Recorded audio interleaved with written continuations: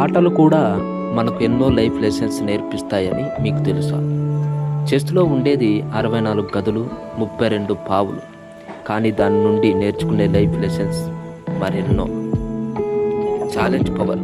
అసలు ఛాలెంజెస్ లేని చెస్ ఆట ఎలా ఉంటుంది చెప్పండి? చాలా బోరింగ్ కదా.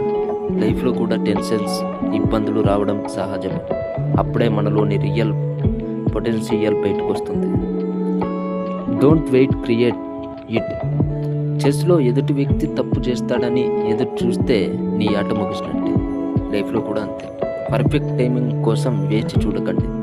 మీరే మీ స్ట్రాటజీతో అవకాశాన్ని క్రియేట్ చేయండి. Skill power. మంత్లీ పవర్ తెలుసు కదా, దాన్ని కరెక్ట్గా యూజ్ చేస్తే విక్టరీ పక్కా.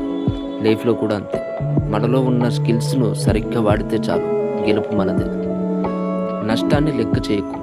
చెస్లో మంత్రిని లాస్ అయినా పర్వాలేదు, అది ప్లాన్లో ఒక పార్ట్. లైఫ్లో కూడా కొన్నిటిని వదులుకున్నా అవే మన పర్ఫల్ సక్సెస్కు కారణమవుతుంది. డిపెండెన్సీ వద్దు. 16 పావులు మన వెంట ఉన్న ఆఖరి నిమిషంలో మన యుద్ధం మనదే. లైఫ్లో కూడా అంతే. హ్యాపీనెస్ కోసం ఇతరులపై డిపెండ్ అవ్వద్దు, మీకోసం మీరే పోరాడాలి. ఓటమి పాఠం. ఓడిపోయినా చేస్తూనూ అయితే వదలం కదా.